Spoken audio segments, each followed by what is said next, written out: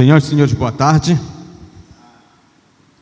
E dando continuidade ao nosso ciclo de palestra, convidamos o senhor professor Edson Pires, responsável pelo tema Resiliência Emocional no Atendimento.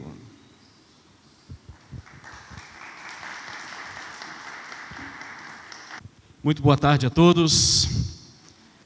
Plateia hoje, agora à tarde, um pouquinho mais esvaziada, né? Mas vamos aprender. Quem está aqui, vamos aprender algo importante hoje. Vamos refletir sobre resiliência e inteligência emocional. Bom, eu quero, em primeiro lugar, agradecer a Deus, evidentemente, a Ele toda a honra, toda a glória, e agradecer a todos os presentes aqui, quem está direcionando esse trabalho, agradecer ao Rogério pelo convite, agradecer a Lene, que não está aqui, mas como ela falou bastante pela manhã, né? Uma auxiliadora como coach em um processo bastante importante na minha vida, e quero compartilhar algumas experiências com vocês aqui nesses rápidos momentos, dizer que é uma felicidade compartilhar com vocês esse assunto, que também são experiências, né, vividas. Então vamos lá. Às vezes a gente fica pensando, será que eu sou resiliente? Será que eu sou inteligente emocional? E aqui falando com um público de pessoas que lidam, e eu pude perceber pela manhã, o peso, né? Tem um peso, uma responsabilidade muito grande aqui em relação a vivências. Nossa, na hora que começa a falar das experiências, né? Parece que começa a reviver toda aquela carga emocional do momento em que se está vivendo. Como dito, eu sou professor há 20 anos, não é? E tenho parceria com a Esther, minha esposa, nesses mais de 20 anos, quase 25 anos de casados. E como professores, nós também experimentamos muitos desafios, digamos, bastante intensos, não é? Mas nada comparado ao que vocês relataram hoje pela manhã aqui, né? Às vezes chega a ser um pouco, não é, pesado demais, mas é evidente que o papel do conselheiro tutelar acaba sendo algo essencial. E eu procurava uma palavra para falar nessa palestra sobre a importância do conselheiro tutelar. Gente, essa importância que é tão essencial, veja só, o que você faz tem tanta importância no sentido de que o que você faz, as pessoas importam para dentro dela. Uma criança, um adolescente ou uma família que é socorrida por vocês, no momento em que vocês intervêm e que o problema é sanado, vocês se tornam importantes para aquela pessoa. Elas importam para dentro dela aquele significado. Alguém interviu, alguém tirou parte da sua vida para se preocupar com a minha vida. Isso aqui é algo importante e essencial para a vida das pessoas. Esse recado que eu preciso dar aqui para vocês é de extrema importância, porque é como eu enxergo, é como eu vejo. Quando eu fui convidado pelo Rogério, eu comecei a pesquisar um pouco o que faz de fato o conselheiro tutelar. E é bastante coisa, né? E tem mais 8 coisas novas aí para fazer, né? Tem mais novidade aí para vocês. Gente, é bastante coisa, viu? Parabéns. Vocês são guerreiros, guerreiras. Parabéns mesmo, viu? É árduo e precisa ter muito propósito no que faz. Propósito. Fora... A gente fala isso na faculdade, se chama currículo oculto, né? É aquilo que não está escrito no papel, mas que precisa ser feito. É o currículo oculto, que ninguém vê. Não está escrito em lugar nenhum. Mas aqui nós vamos falar um pouquinho hoje sobre essa questão. Quando você é resiliente no seu trabalho, tá? Nós vamos conversar um pouco. Espero contribuir um pouco com a vida de vocês, seja importante para vocês, que importem e coloquem isso na sua prática ali cotidiana, tá bom? Deixa eu ver aqui. Vamos lá. Nós vamos falar um pouco sobre o conceito, né? conceituar resiliência, conceituar inteligência emocional, explicar os 5 estados de ego e um pouquinho de motivação para o trabalho de vocês, tá bom? Vamos lá. Esse livro é o livro que eu acabei escrevendo, né, depois de uma experiência bem interessante, e aí eu falo resumidamente como foi que surgiu esse livro. Surgiu de uma transformação pessoal mesmo. Eu passei, Rogério, de 2013 a 2016, trabalhando no Departamento de Recursos Humanos da Secretaria de Educação, em Juruti, e esse período ele foi bastante de um grande aprendizado, digamos assim. Eu tive que sair da sala de aula, da coordenação pedagógica da escola, e me inteirar dos assuntos de RH. E eu fui fundo mesmo, sabe? Eu estudei, sabe? O regime jurídico único do município eu sei de cor e salteado, até hoje, não é? Porque eu realmente estudei, fui fundo na coisa. Aí comecei a criar sistema para ajudar a gerenciar a vida dos funcionários ali. E nesse momento, eu me senti o homem mais realizado do mundo, sendo um profissional que entrava às 7 horas da manhã, normalmente, e saía muitas vezes às 10 horas da noite. E isso começou a atrapalhar a minha vida, começou a trazer problemas sérios para a minha vida. Eu compartilho isso com vocês porque vocês talvez já passaram por isso ou talvez vão passar. Porque o trabalho que você se apaixona pode ser a perdição da sua vida. Precisa ter cuidado com isso. Porque aquilo que você se apaixona demais, você mergulha tão fundo, e eu mergulhei tão fundo, que eu acabei deixando algumas áreas da minha vida descobertas. A minha família, tá? Essa minha esposa que me acompanha aqui, eu quase esqueci dela por conta do trabalho. Eu deixei a espiritualidade. Eu sou cristão desde os 4 anos de idade, mas parece que isso não existia para mim, não fazia mais sentido. A minha saúde eu tinha esquecido, as minhas finanças, eu ganhava uma boa compensação salarial, não é?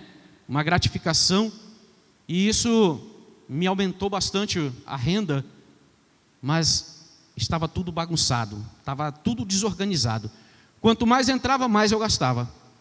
Estava tão desorganizado que no comércio ao lado da minha casa, eu saía para trabalhar, Rogério, e deixava meus filhos em casa.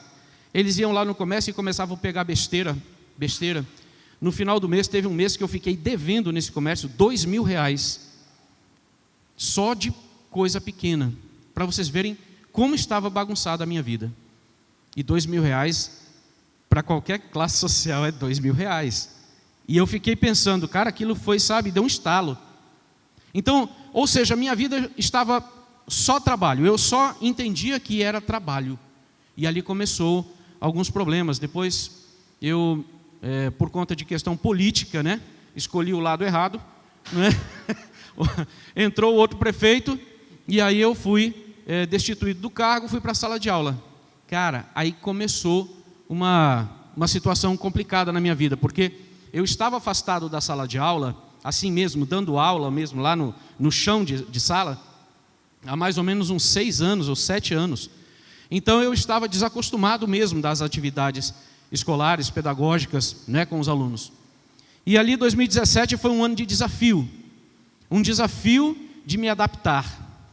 Só que eu levei para um lado muito sério, que eu acabei sendo o estopim para a minha transformação.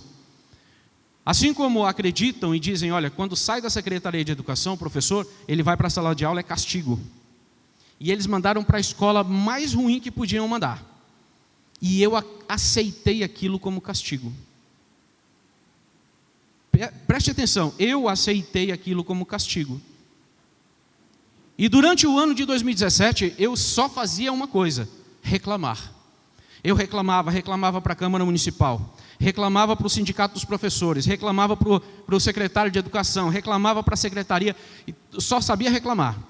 E eu tentava ajudar os alunos, mas eu não sabia, e eu não conseguia, e eu não entendia qual era o problema. O problema estava em mim. Eu não conseguia. A sala era muito quente, só tinha um ventilador, e os alunos se amontoavam embaixo do ventilador, e eu, para deixar eles confortáveis, eu ficava no meu cantinho, pingando suor. o quadro, metade dele já era só um pedaço do quadro, né? E eu utilizava aquilo ali para escrever as tarefas dos alunos. E eu me sentindo o quê? Vítima. Eu me sentindo vitimizado e reclamando. Quando chegou no final de 2017, para encurtar a história, eu comecei a ler. Na verdade, durante o ano de 2017, eu comecei a ler bastante sobre desenvolvimento pessoal, autoconhecimento, autoajuda, coisas do tipo inteligência emocional, resiliência. E quando chegou no final de 2017, eu tomei uma decisão. Eu não sou vítima nesse processo.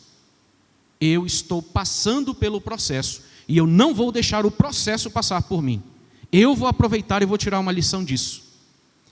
E no final de novembro, assistindo a das muitas palestras e vários livros que eu já tinha lido, eu vi uma palestra muito interessante que foi aquele fator modificador.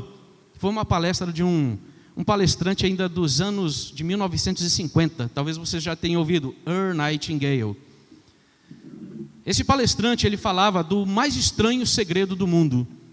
Depois você procura na internet, está lá, alguém traduziu, é bem legal. O mais estranho segredo do mundo. E ele dizia, olha, sabe por quê? Qual é o mais estranho segredo do mundo? É que as pessoas, elas não sabem o que querem. E quando elas não sabem o que querem, de fato, ela acaba tendo problemas em muitas áreas da sua vida.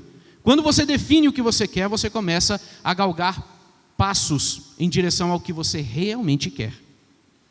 E enquanto eu vou falando isso aqui, talvez você fique pensando, poxa, mas eu sou tão engajado, eu amo tanto o meu trabalho, e eu faço tão bem feito, com tanta responsabilidade, e o professor Edson vai me falar esse tipo de coisa? Olha, espero que não seja o trabalho a única coisa boa da sua vida, como foi na minha, como eu vivi. A partir daí, a partir daquele conselho de Earl Nightingale, você escreve 10 coisas que você realmente quer, durante 30 dias, e eu fiz isso durante o mês de dezembro, todinho, escrevendo as 10 coisas que eu queria que acontecesse no ano de 2018, e uma delas, eu queria o seguinte, eu estava tão desesperado com aquela situação da escola, que eu dizia, eu vou deixar de ser professor, eu vou procurar qualquer outra coisa para fazer. Mas naquele pedido, eu disse o seguinte, eu quero voltar a amar o meu trabalho. Eu escrevi isso, eu quero voltar a amar o meu trabalho. Eu quero viajar e rever a minha avó, que há 30 anos eu não a via. Eu quero voltar, ou seja, a ter comunhão com Deus como eu não tinha antes. Eu escrevi isso. E olha, vou dizer uma coisa, 2018 começou com tudo. Já começou com uma oportunidade para viajar, já começou com uma oportunidade de fazer diferente com os meus alunos, e eu fiz um compromisso com eles, com os meus alunos. Olha, esse ano vai ser diferente. Vocês vão gostar de mim. Vocês vão se apaixonar por mim, porque é o meu propósito me apaixonar por essa turma. E durante o ano de 2018 nós fizemos um trabalho incrível. Elaboramos um trabalho, um projeto de educação financeira, e esse projeto de educação financeira começou a contagiar os professores, os pais dos alunos, a escola toda, vivenciando comigo aquela alegria de estar fazendo um projeto diferente com os meus alunos. E a coisa realmente fluiu, e o ano de 2018 foi uma bênção. As viagens que eu queria fazer, fiz, justamente com a minha esposa. Eu queria fazer uma viagem, eu queria levar ela para tomar um banho de mar, Rogério. Que aqui na região a gente é meio mais difícil, só lá para Belém, né? Então a gente vive aqui, eu queria oportunizar e levar a minha esposa. E aí nós fomos direto para Copacabana, né? Mas resta saber se der os 7 pulinhos. As 7 rosas. Não. Tá. Esse aí não faz parte, não. Ou seja, o que eu quero dizer com isso, gente? Essa é a famosa história do herói, né? Ou seja, um sofrimento tão grande, mas durante esse período todo, 2017, 2016, 17, 18, 19, eu comecei a ler muitos livros, muitos. Eu queria entender o que era esse negócio de desenvolvimento pessoal. Eu queria muito saber o que era isso. E eu acabei lendo quase 200 livros nessa área.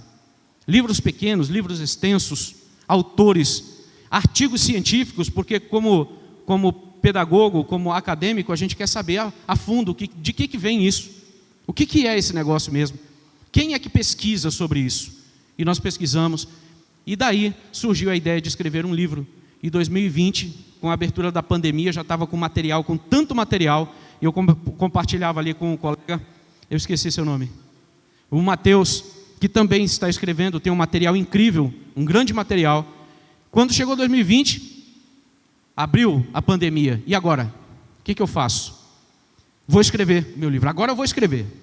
Aí eu fui, peguei, reuni material, pilhas de material, artigos, tudo mais. E agora, como é que escreve? Já tem muita coisa escrita. Aparece quem na minha vida? Dona Alene Cunha. Alene, e me disse, olha, você só precisa fazer isso. 8 sessões, e eu estava com o meu livro todo organizado. E esse livro aqui, o livro Ajuste Sua Rota. Ele vai ajudar as pessoas, assim como eu, a ajustar 5 áreas da vida. As 5 principais áreas da vida, que eu chamo de espiritual. A área espiritual é a primeira. Depois, relacionamento, saúde, finança, que estava totalmente perdido, e trabalho. Colocar o trabalho no lugar dele, colocar as finanças no lugar dele e organizar isso. Nesse livro, através de 7 passos, eu mostro um método que eu utilizei e que deu uma viravolta na minha vida. E eu gostaria muito que isso acontecesse na vida de vocês. Tá bom? Então esse aqui é o merchan, é a propaganda, a minha transformação, é tudo que se resume aqui nesse livro, tá? E nos outros que já escrevi também, mas ainda não publiquei, ok? Então vamos lá. A primeira definição que eu posso dar sobre resiliência é a capacidade humana de passar por problemas e dificuldades e resolvê-lo o mais rápido possível e com equilíbrio emocional. Preste bem atenção nisso. É a primeira definição que eu posso dar para você e que você pode começar a pensar. Bom, qual é a sua capacidade de resolver problemas hoje? Talvez esses problemas todos que aparecem, que a gente percebeu de manhã aqui, que vem às toneladas e vem rápido, e quando chega a gente não sabe bem o que fazer, a não ser se você estiver com muita calma. Se você estiver muito centrado, conhecer bem a lei, né? Chegou a mulher da lei agora, né? Traduziu para o espanhol para poder dar aula. Quando você está totalmente preparado, você consegue resolver um problema. Mas será que a sua capacidade de resolver problemas hoje, no seu trabalho, é tão boa quanto a capacidade de resolver problemas com a sua família, na sua casa? Será que você está tendo a competência e a rapidez para resolver um problema com o esposo, com a esposa, o companheiro ou companheira? Como é que está sendo isso? Capacidade humana de passar pelos problemas e dificuldades e resolvê-los o mais rápido possível. Essa é a primeira definição de resiliência, tendo inteligência ou equilíbrio emocional. Com um filho, com uma filha que está passando por problema, qual é a sua capacidade de lidar com esse problema, de resolver esse problema? Como é que está essa situação? Porque aqui nós falamos, e eu vou aqui reprisar um pouquinho para os colegas que chegaram, assim, da sensação e do peso que nós vimos pela manhã, do quanto o cargo, a função de conselheiro tutelar acaba mexendo com as emoções e deixando marcas profundas. Como é que você está lidando com isso? Isso está afetando a sua vida amorosa? A sua vida familiar com seu pai, com a sua mãe, com seus filhos, com o esposo, com a esposa? Tem situações que o trabalho ele está tão empolgante, ele é tão bom, Rogério, que a gente esquece desses detalhes da vida, da sua saúde. Esquece, vira só um pilar da vida, a nossa vida vira só trabalho. Ou vira só, tem algumas pessoas que vira só saúde. Começa a cuidar, começa a malhar, começa a cuidar do corpo, tal, e esquece família, esquece trabalho, sabe o que é isso? É desequilíbrio. E falar sobre isso aqui, essa transformação que você precisa fazer no seu jeito de agir, de realizar as coisas, tendo resiliência, se tornando mais resiliente. E aí, eu só posso dizer o seguinte: você vai ter que procurar ajuda mesmo. Tá bom? Essa é a primeira definição. A outra definição que eu posso dar, na verdade eu quero ainda complementar um pouquinho aqui, sobre essa questão, olha. Professor, pois não. só para contribuir rapidinho. O senhor está falando aqui algo assim muito importante que cabe muito sobre a classe, que é, por exemplo, essa questão, né, do foco. Eu costumo dizer que o profissional ele tem que ter uma vida equilibrada. Sim. Né? E o que a gente vê muitas das vezes, o conselheiro ele está tão empolgado com a nova função, principalmente o pessoal de primeiro mandato, que por ele ficava 24 horas lá em atendimento. E eu sempre digo que existe o esposo, existe a mulher, existe os filhos, existe, que nem você falou, que às vezes as pessoas elas adoecem, né, devido ao corre-corre do dia a dia, o estresse. E atualmente o que nós vivemos hoje basicamente é isso, são pessoas, o número de infarto em alta, o número de questões psicológicas sendo desafetadas e etc. e tal. Apenas para contribuir. Então, olha só, eu falava um pouquinho aqui da minha vida antes dessa transformação que eu passei. E aí, quando chegou 2018, que eu me vi, sabe, focado na sala de aula, dando aula para meus alunos, apaixonado, sabe, fazendo tudo aquilo, aí eu comecei a pensar, peraí, parece que eu estou começando a repetir o que aconteceu de 2013 a 2016, onde o RH, o Departamento de Recursos Humanos, era a minha vida. Aí eu comecei a pensar, não, peraí, tenho a minha esposa, eu tenho meus filhos, eu tenho o convívio espiritual, eu tenho a minha saúde para cuidar, eu tenho a área financeira da minha vida para cuidar. Isso aqui começou a pesar e agora eu já não era mais aquela pessoa que vivia só para o trabalho. E aí, quando você passa aqui, quando você observa aqui que esse termo resiliência ele é emprestado da física, tá? Olha aí, na física é uma propriedade que alguns corpos apresentam de retornar à forma original após terem sido submetidos a uma deformação elástica. Resiliência, ela vem daí, tá, gente? Agora pensa você. Eu fiquei pensando aqui, enquanto vocês falavam, eu ficava pensando, minha cabeça estava só nesse slide. Cara, como é que qual é a colega que estava falando do trauma que passou, que alguém esfaqueou alguém? Está aqui já? Eu fiquei pensando assim, será que essa mola que esticou tanto, esse estresse que ela passou, que esticou tanto a sua emoção, será que retornou? Será que voltou ao estado original? O que ela fez para tratar isso? O que ela está fazendo para tratar os próximos? Porque alguém estava dizendo aqui, inclusive a colega psicóloga, né? Ou seja, cada trauma ele vai se somando ao outro trauma e criando algo maior. Quando vê, você tem um problema muito grande na sua vida. E o que você está fazendo para resolver isso? Começa a desenvolver problemas psicossomáticos, não é isso? Todo mundo conhece esse termo. Ou seja, são emoções, traumas emocionais que vão se somando e geram um problema físico. Às vezes são dores de cabeça, às vezes são problemas circulatórios. O que você está fazendo para desfazer ou para voltar ao normal as suas emoções, para que você tenha uma vida boa, produtiva, para que as pessoas que vocês cuidam dela, possam contar com você por mais tempo, e não só as crianças e os adolescentes que vocês tomam conta, mas os seus filhos, os seus esposos, os seus pais, suas mães.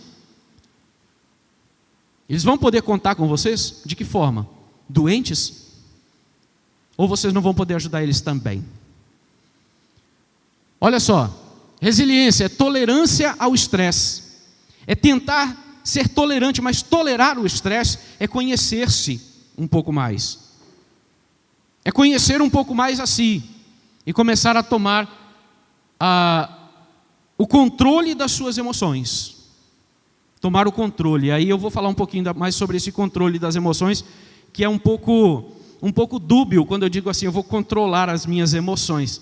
A gente vai ver a diferença entre emoção e sentimento, para você ver se bate aí com a sua ideia e o que dá para a gente fazer com isso, tá?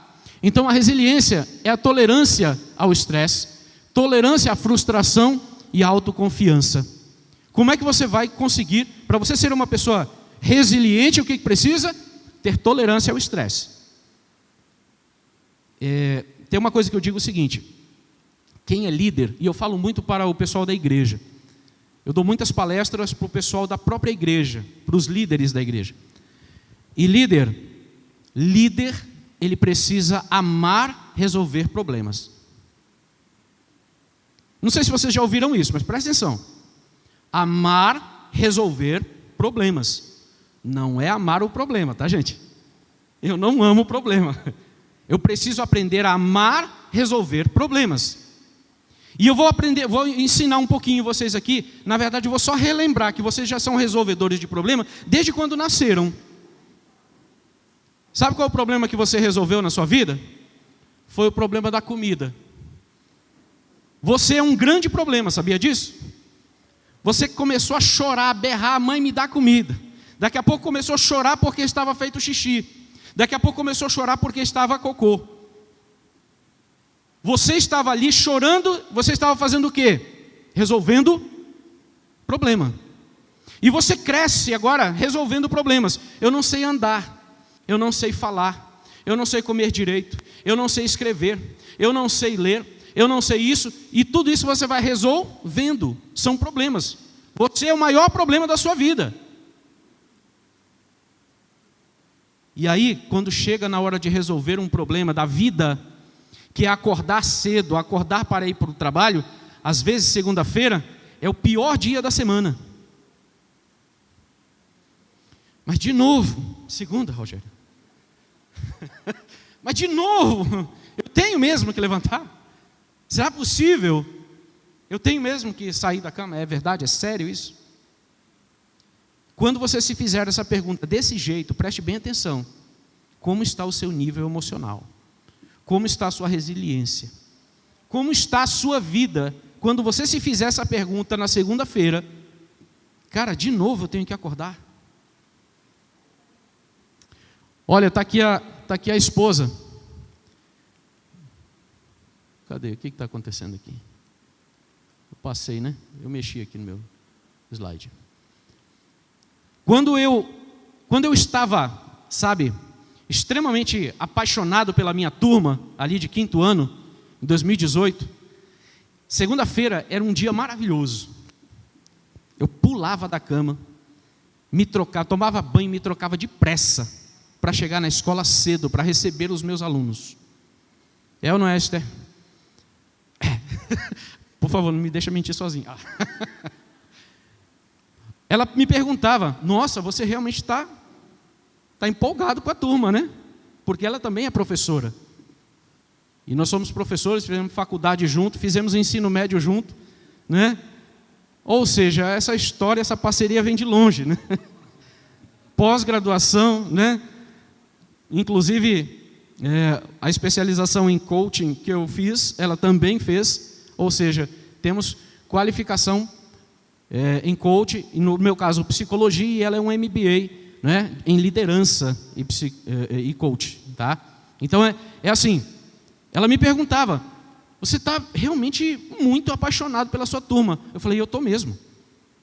Sabe? Só que eu não deixava ela infeliz. A gente ia junto para o trabalho, entrava para o carro, ia para o trabalho, eu deixava ela na escola que ela trabalhava, quando voltava, almoçava, tal, depois do almoço, aquele carinho, aquela conversa, depois voltava correndo para a escola e aula de novo. Mas à noite a gente não deixava de ter um convívio em família, não deixava de ter o momento amoroso nosso. Ou seja, agora eu estava tentando cuidar da nossa vida. Eu tinha entendido que eu precisava ter tolerância ao estresse, porque os alunos, eles estressam, tá? Tolerância à frustração. Tinha alunos que não aprendiam a ler. Teve um aluno, que eu passei 2 anos com esse aluno, e ele não aprendeu a ler. Quando ele estava começando a aprender a ler, ele se afastou da escola por algum tempo. Quando voltou, ele não sabia de mais nada. Um aluno de 15 anos, 14, 15 anos, no 5º ano. fora da idade, com muitos problemas familiares. E eu ia fazer o quê? Se eu não conseguir resolver aquela situação daquele aluno, o que eu ia fazer? Eu ia baixar minha cabeça e dizer, eu sou um professor incompetente.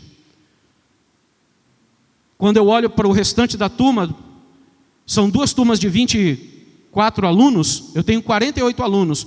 Quando eu tenho 4 alunos que não conseguem ler, não conseguem, de fato, desenvolver o que precisava, eu sou um professor incompetente? Não, eu tenho que valorizar aqueles alunos que conseguiram se desenvolver.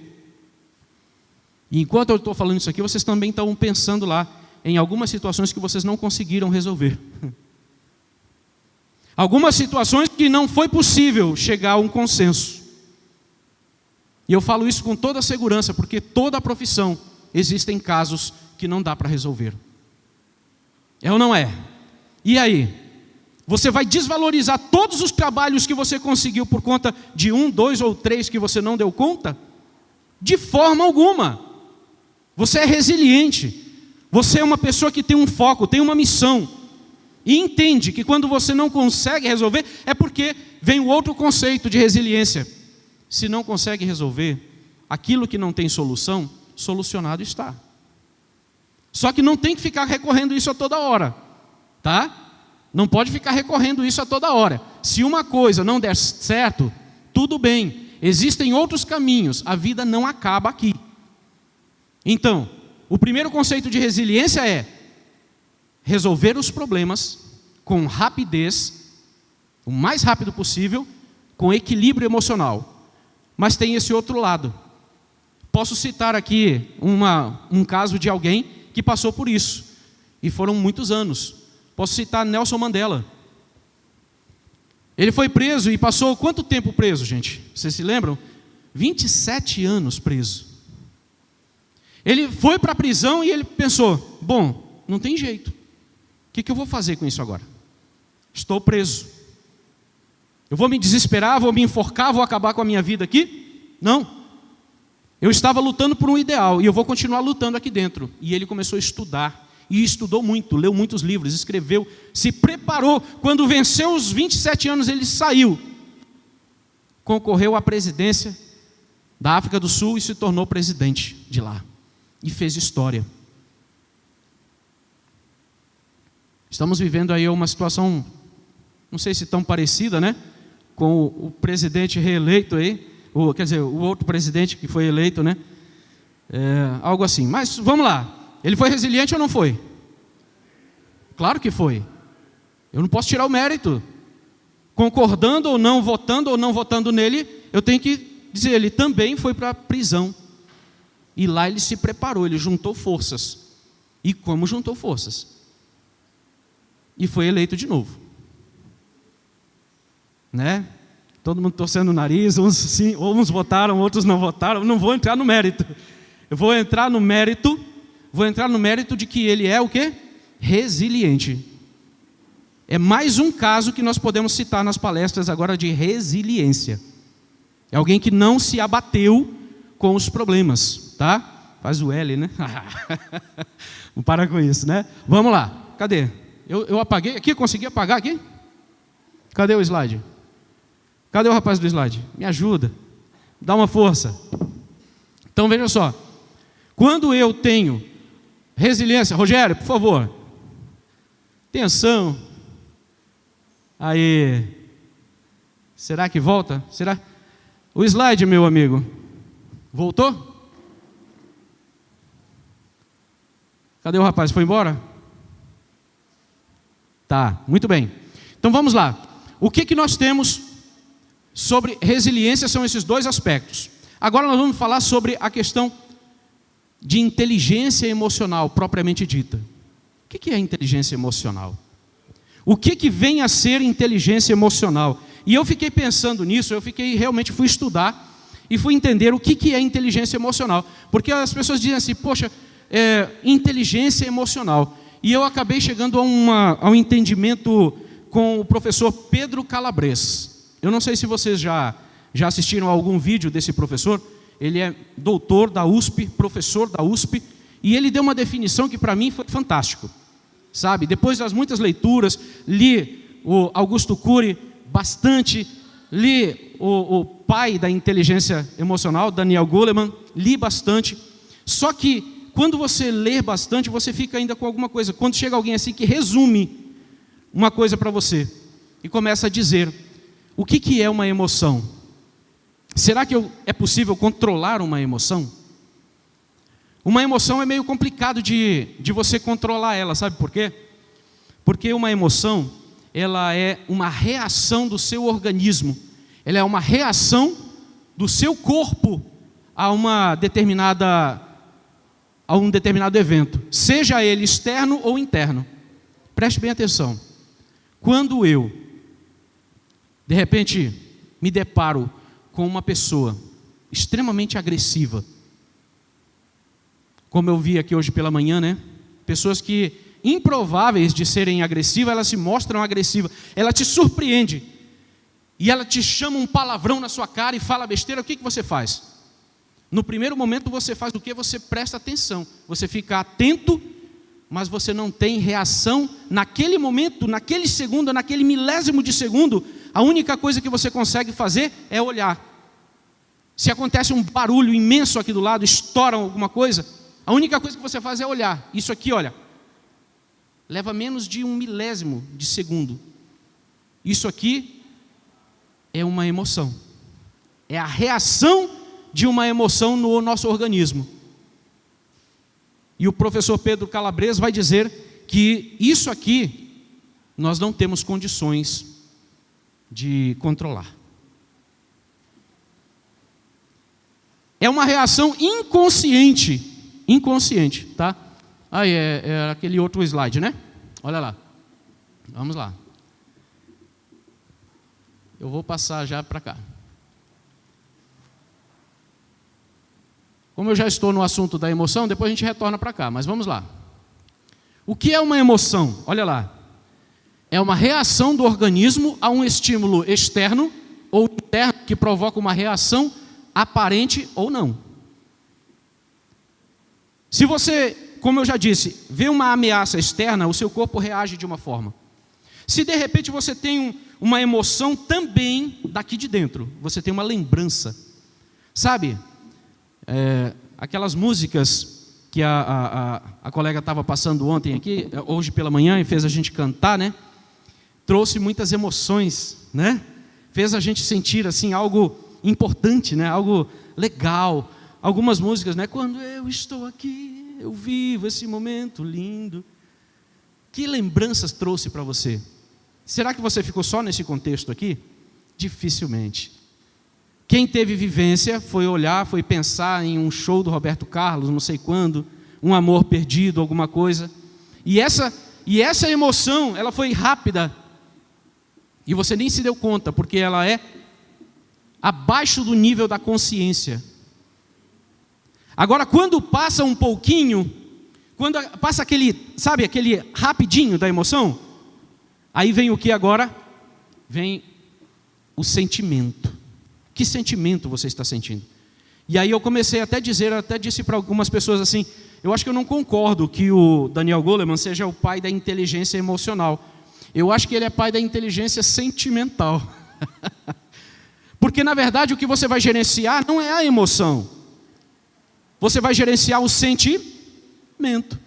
Aquilo que acontece depois da emoção. E isso aqui é importante você lembrar. Vamos lá. E aqui nós temos as principais emoções humanas. Olha só, quais são elas? Raiva, tristeza, alegria, medo e amor. Os pesquisadores, e eu tive o cuidado também de ver isso, viu?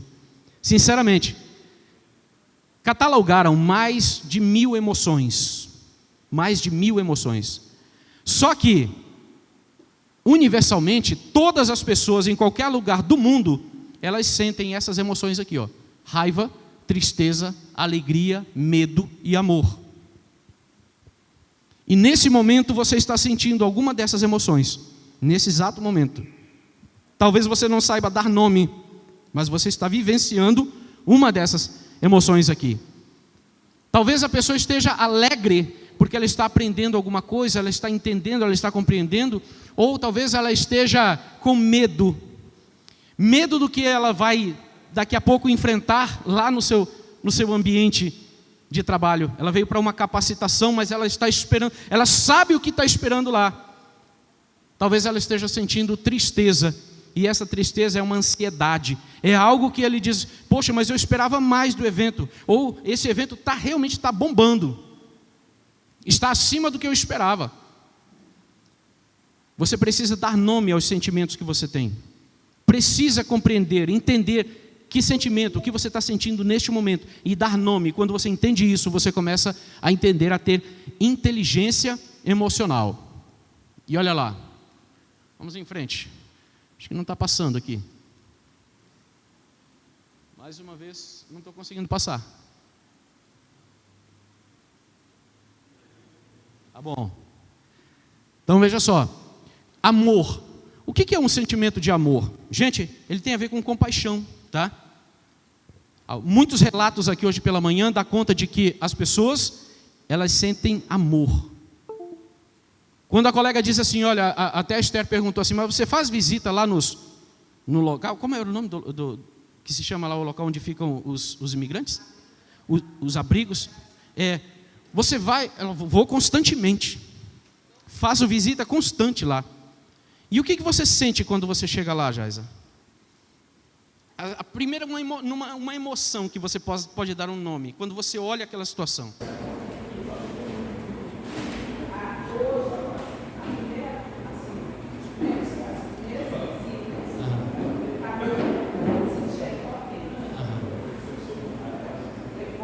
Isso trazia tristeza. Depois eu já senti raiva. Raiva. Hoje eu sinto não amor, eu sinto um pouquinho de Medo. Olha só, a mescla de sentimentos que ela sente. Como é que ela faz para gerenciar isso? Eu não vou nem perguntar. Como é que ela faz para gerenciar tudo isso? Como é que você faz para gerenciar o que você está sentindo, ou o que você sente no momento em que você sente isso? Mas houve níveis de gerência, ou seja,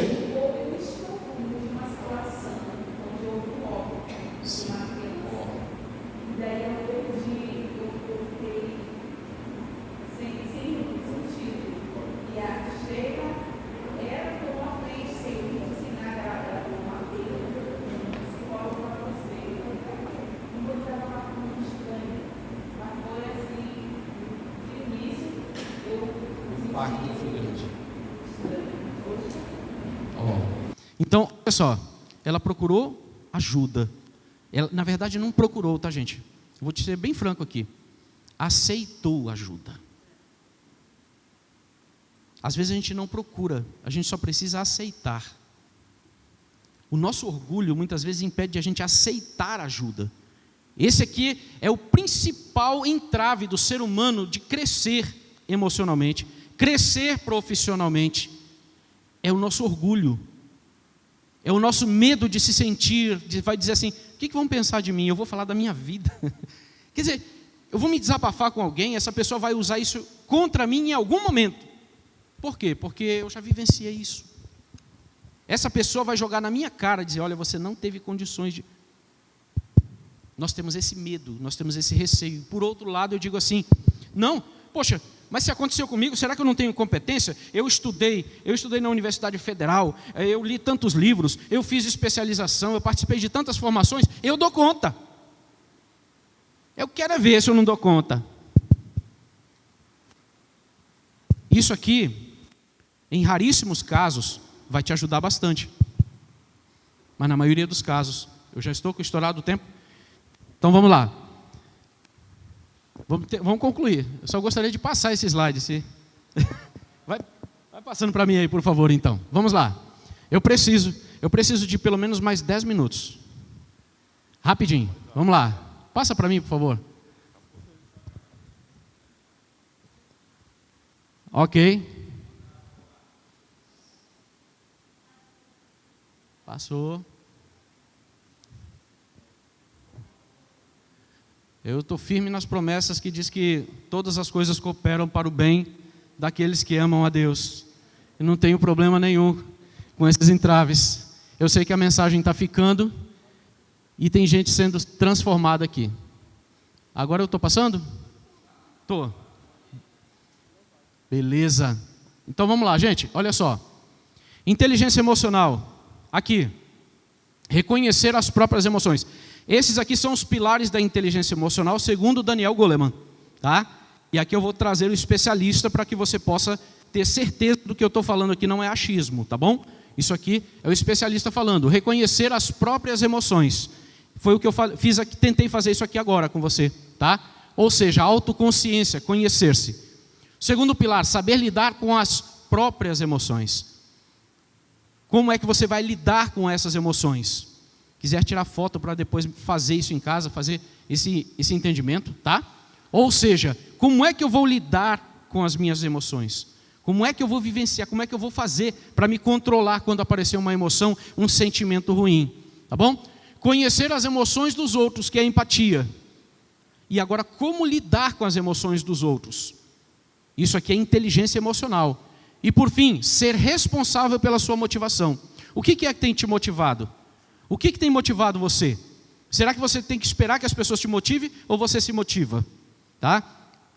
Rapidamente. Existem 5 estados de ego que vocês precisam conhecer e eu preciso apresentar nesses 10 minutos, que já não são mais 10, já são 9. Vamos lá. Pai crítico, pai amoroso, criança livre, criança adaptada e o adulto. Todos nós passamos por esses estados de ego, tá? E o pai crítico talvez seja muito importante, mas quando a gente não sabe lidar com as situações, a gente pode estragar tudo. O pai crítico, normalmente, é aquela pessoa que tem palavra ríspida, é aquela pessoa dura, é aquela pessoa que anda com um tom imperioso, ríspido, cortante. E às vezes a gente precisa ser. Às vezes a gente precisa, no papel que vocês vivem, às vezes vocês vão precisar ser um pouco cortante, um pouco imperioso, porque se você não se posicionar, as pessoas não vão te respeitar. Contudo, você pode estragar tudo, tá? Critica tudo e não entra em ação. Algumas pessoas são assim. Elas estão olhando a situação e elas dizem, não, de jeito nenhum, está errado, não sei o quê, não presta, esse cara não presta e eu não faço nada também. O próximo é o pai amoroso. Em algum momento você vivencia isso também. E eu digo isso porque essa aqui é o que fala comigo. Isso é muito forte em mim. Nativamente eu sou um pai amoroso. Eu não gosto muito de conflito. Necessariamente eu tenho um problema. Eu me seguro um pouco mais. Eu tento conciliar as situações para não criar conflito. E isso é muito forte em mim. Mas isso aqui não pode ser todo o tempo. Eu não posso ser todo o tempo assim. Eu preciso navegar pelos meus estados de ego, nós vamos falar já. Porque senão o que acontece? A atitude negativa. Ele fica só se lamentando e fica sendo submisso ao pai crítico. Uma pessoa que tem o pai amoroso muito elevado, ele sempre se submete na situação e ele não consegue levar êxito em algumas situações porque ele se submete. Tá bom? Segundo, aqui, criança livre. É outra coisa bem interessante. Aqui, em alguns momentos, você vai ver que na sua família, até no seu trabalho, você vai ter que evocar sua criança livre. Por quê? Se você for um pai crítico todo o tempo, uma pessoa ríspida, você não consegue engajar as pessoas. Então você precisa de vez em quando brincar, você precisa chamar as pessoas para a brincadeira de vez em quando, ser um pouco diferente daquele padrão normal para você conquistar as pessoas que estão ao seu redor. Criança adaptada, esse aqui é um problema, tá, gente? Em alguns momentos a gente vai ser, sim, criança adaptada. E se você for muito forte isso aqui, tenha cuidado. Isso aqui pode atrapalhar muito sua vida, porque uma criança adaptada, ela vai se adaptar a todas as situações, sem reclamar. E quando um pai crítico vier com muita força, ele não vai dizer nada, ele simplesmente vai se submeter, e ele se paralisa, ele não age. Tá? Mas existe um estado de ego que é diferente, que é o ideal, é o adulto. O adulto é aquele cara que ele não vai ser explosivo, mandão, ele não vai ser uma criança adaptada, ele não vai ser diretamente uma criança extrovertida, ele vai ser uma pessoa que ele é centrado. Ele chega, ele julga a situação, ele se comporta, ele se coloca na situação, reflete e pergunta: por quê? Como? Será que convém? Você acha que está certo? Olha só, um adulto, quando ele vai conversar com alguém, vai acontecer isso aqui, olha. Olha só isso aqui, é interessante. Quando eu tenho pai crítico, concluindo, pai crítico com pai crítico, vai sair faísca. Quando um pai crítico conversa com outro, sempre sai conflito, sempre sai problema. E um pai crítico com um pai amoroso? O pai amoroso, normalmente, ele se submete. E o pai crítico com uma criança livre? Uma criança livre, ele sempre vai tirar graça com o pai crítico. Ele vai falar forte, ele vai tirar uma brincadeira, vai ser sarcástico e vai ter problema. E uma criança adaptada? Ele vai se submeter. Qual é o melhor dos mundos? É o adulto conversar com o pai crítico. E quando você começa a fazer perguntas para quem está alvoroçado, por que você está assim? O que está acontecendo de fato? Vai acontecendo o seguinte: o pai crítico vai descendo para pai amoroso até chegar no adulto dele. Quando você acessa ao adulto de outra pessoa, aí você consegue conversar. Adulto com adulto resolve. Mas enquanto você estiver se trocando com uma criança livre, ou pai crítico com pai crítico, ou coisa do gênero, não vai resolver. Mas quando você chega no estado do adulto, e você conversa, baixa o nível da pessoa, ou eleva o nível, de repente a pessoa está lá embaixo, você traz ela para o adulto, fazendo perguntas. Por que está assim? Mas o que está acontecendo mesmo? Quando você começa a fazer pergunta, a pessoa começa a desmontar. E você sabe quem você é. Por isso você vai fazer pergunta. Por isso você vai agir como um adulto na situação. E não como uma criança ou como uma pessoa desesperada. Esse recado eu precisava que vocês ouvissem. Talvez vai fazer você refletir bastante no seu trabalho, naquilo que você vai fazer. Ok? Então aqui, concluindo, você vai perceber o seu estado de ego, vai para o seu adulto, perceba o estado de ego da outra pessoa, chame essa pessoa para o adulto dela fazendo perguntas e faz o quê? Navega pelos estados de ego. Isso aqui, ó, Daniel Goleman, especialista, e aqui as nossas... ia falar de uma historinha para vocês aqui, mas não vai dar tempo. Então, somente fica aqui as nossas palestras, aquilo que vocês precisarem para o município de vocês e quiserem contratar ou chamar o professor Edson para fazer uma palestra. Nós falamos sobre profissionais de alta performance, liderando equipes de alta performance, tá bom? Qualquer coisa desse tipo, chame, converse com o Rogério ou chama a gente aí no site ajustesuarota.com.br. O livro está ali disponível, quem quiser conhecer o nosso trabalho, está disponível, somente R$30, tá bom? É uma contribuição simbólica aí para que a gente possa divulgar esse trabalho. E lá no seu município, se precisar, estamos a postos. Muitíssimo obrigado, Deus abençoe a todos, obrigado pela oportunidade.